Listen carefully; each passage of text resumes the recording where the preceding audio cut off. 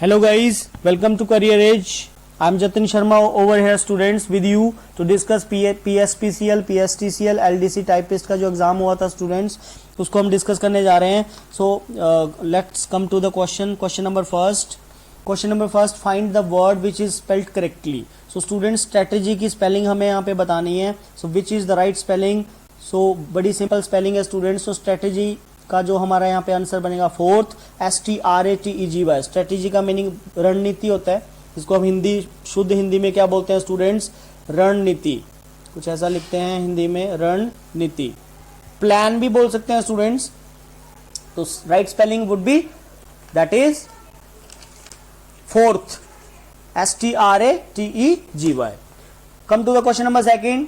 He is haughty and doesn't listen to anyone. haughty का यहाँ पे अकॉर्डिंग टू द कॉन्टेक्स्ट, जो sentence में कॉन्टेक्स्ट चल रहा है उसके अकॉर्डिंग हमें यहाँ पे ऑप्शन बताना है. haughty का मीनिंग बोल रहा है कि he is haughty means he is proud, he is arrogant. जो एरोगेंस रखता है इंसान, जो घमंडी होता है, वो कभी दूसरों की बात नहीं सुनता. ओके, तो बोल रहा है वो घमंडी है, उसको एरोगेंस है और वो दूसरों की बात नहीं सुनता. तो यहाँ पे राइट आंसर कॉन्टेक्स्ट के अकॉर्डिंग स्टूडेंट्स बन रहा है हमारा. That would be fourth, would be the right answer over here. Come to the question number third question. Select the correct order of the parts of the sentence to form a meaningful sentence. Okay, so when से sentence start हो रहा है, structure हमेशा याद रखना students. subject आता है, then we have to use verb, then we have to use object. ये structure हमेशा आपने याद रखना है जब भी कभी जंबल आप सॉल्व कर रहे हो. ठीक है. सो थर्ड क्वेश्चन का जो राइट आंसर बनेगा स्टूडेंट्स, व्हेन के बाद हमने देखना सब्जेक्ट कहां पे आ रहा है. व्हेन WH वर्ड है तो ये यहाँ पे सब्जेक्ट है. You look, when you look at achievers, when you look at achievers. So B यहाँ पे बन रहा है स्टूडेंट्स. सो थर्ड का जो राइट आंसर बनेगा students that would be second. When you look, B आ रहा है, बी के बाद ए बनेगा. व्हेन यू लुक एट, फिर डी आएगा, their fame. When you look at achievers, their fame and success seem awesome to you. So B would be the right answer over here. Third का B बनेगा, means second would be the right answer.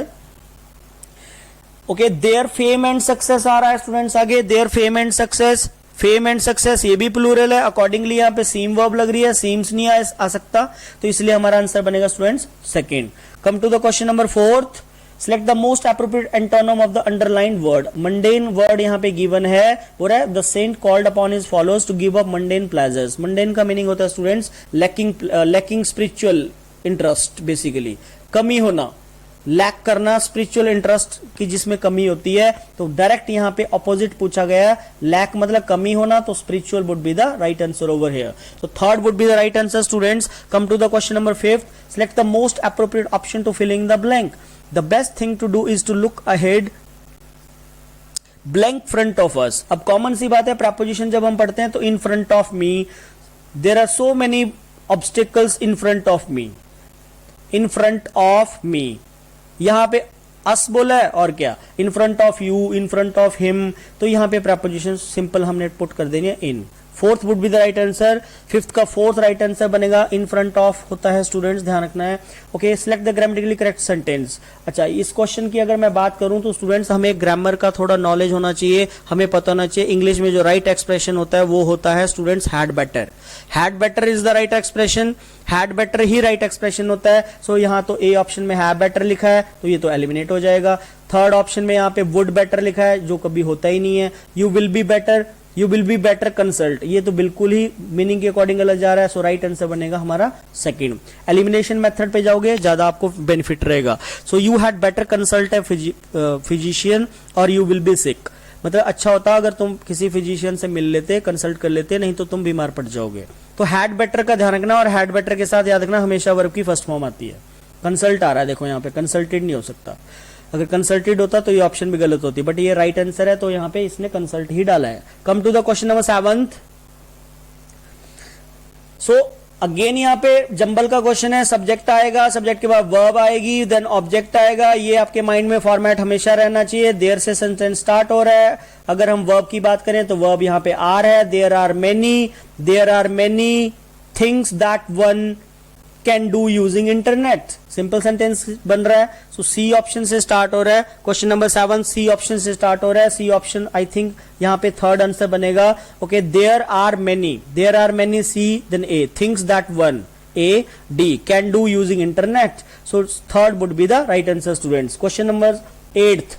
Following 5 sentences. अब ये दूसरा type आ गया students question का, ठीक है। एक जंबल में ये टाइप भी होता है कि S1 मतलब ओपनिंग दे देता है और S5 या S6 यहाँ पे 5 दे रहा है, मतलब 5 सेंटेंसेस का एक जंबल है। फिर बीच में अरेंज करना होता है कि बताओ यहाँ पे बीच में P आना है, Q आना है, R आना है या S आना है।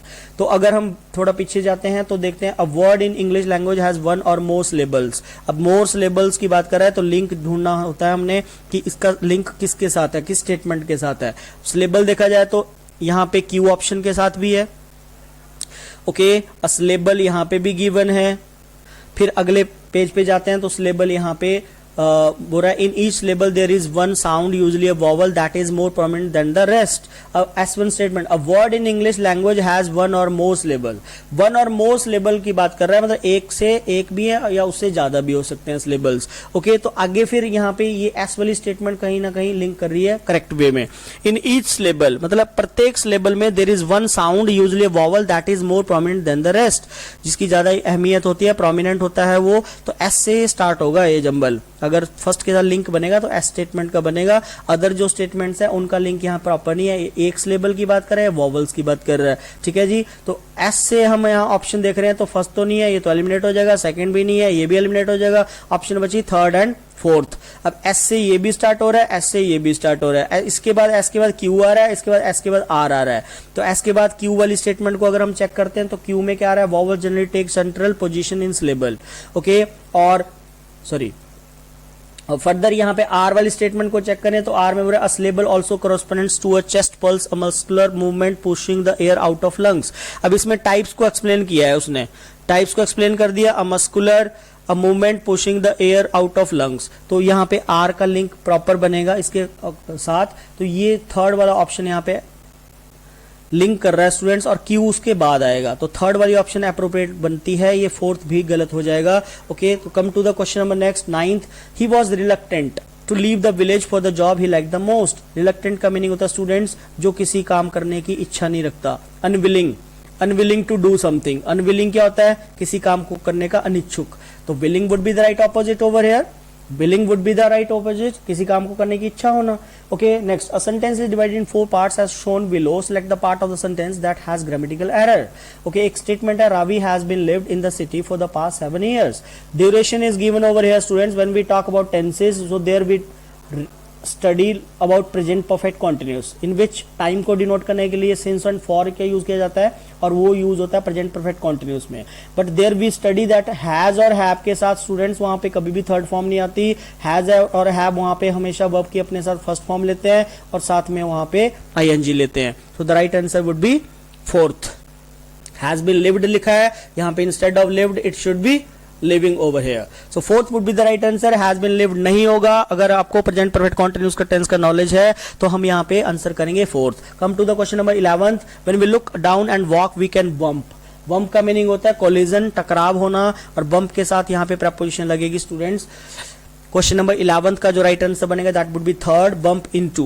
बम्प इनटू पीपल मींस जब हम नीचे की तरफ देखते हैं तो हम लोगों से टकराते भी हैं अगर हम ध्यान से ना चलें, और जो है हम एक दूसरे के साथ मतलब टकरा जाते हैं लोगों के साथ, लाइक पोल्स एंड ट्रेज। कुछ ऐसा बोलना चाह रहा है तो यहाँ पर बम्प के साथ इनटू प्रपोजिशन पुट करिए आप। क्वेश्चन नंबर 12 पे आते हैं। Select the grammatically correct sentence. Shortcut बता देता हूं, इफ के साथ कभी भी ध्यान रखना, अगर इफ के साथ students had plus third form लगाओ, ट्रिक ये अप्लाई होता है। पास्ट परफेक्ट अगर इफ के साथ आए तो लेटर ऑन जो क्लॉज होती है, this is called principal clause, this is called subordinating clause. तो लेटर ऑन स्टूडेंट्स हमेशा पुट किया जाता है वुड के साथ हैव, और उसके साथ लगाई जाती है वर्ब की थर्ड फॉर्म। ये ट्रिक है, would have plus third form. A part को देखते हैं। If Sunaina had worked hard she would have clear the test. Answer तो यही मिल गया हमें। सेकंड ऑप्शन क्यों गलत है? हैड के साथ थर्ड फॉर्म तो ठीक लगा रहा है, लेकिन शी के साथ शैल लगा रहा है। फ्यूचर तो कभी कंडीशन में लगता नहीं है, गलत हो गया। इफ सुनैना हैज वर्कड है, प्रेजेंट टेंस तो कभी भी इमेजिनेशन में आता नहीं है, गलत हो गया। इफ सुनैना वर्कड हार्ड, ये थोड़ा ठीक जा रहा है, लेकिन यहाँ पे अगर यहाँ पे सिंपल पास्ट सेकंड फॉर्म लग रही है फोर्थ में, तो यहाँ पे वुड के साथ फर्स्ट फॉर्म आनी चाहिए थी, और ये लगा रहा है perfect form. Right trick students ये है जो मैंने आपके सामने लिखा हुआ है, ठीक है। इसको बोलते हैं क्लोज्ड कंडीशन। जैसे आप बोलते हो ऐसा कुछ हुआ नहीं है, अगर सुनैना ने मेहनत की होती तो वो अपना टेस्ट क्लियर कर लेती। तो अंडरस्टूड मीनिंग है ना तो सुनैना ने मेहनत की और ना ही उसका टेस्ट क्लियर हुआ। अगर आप आज इंस्टीट्यूट जाते, आप बोलते अगर मैं आज इंस्टीट्यूट जाता तो मैं अपनी क्लास लगाता। So if I had gone to institute today, if I had gone to Career Edge today, I would have attended my class. अगर मैं जाता तो मैं अपनी क्लास लगाता। इट मींस अंडरस्टूड मीनिंग है ना तो आप करियर एज गए ना ही आज आपने अपनी क्लास वहां पे अटेंड करी, ऐसा कुछ हुआ नहीं है। तो यही ये बोलना चाह रहा है। इमेजिनेशन है, कंडीशन में पहली बात ध्यान रखना पास्ट टेंस लगता है, सी ऑप्शन एलिमिनेट हो जाएगी और पास्ट टेंस के साथ कभी फ्यूचर कनेक्ट नहीं होता, एलिमिनेट हो गया तो आंसर हमारा बना first. Come to the question number 13, continuum. Continuum का मीनिंग स्टूडेंट्स होता है कॉन्टिन्यूस सीक्वेंस।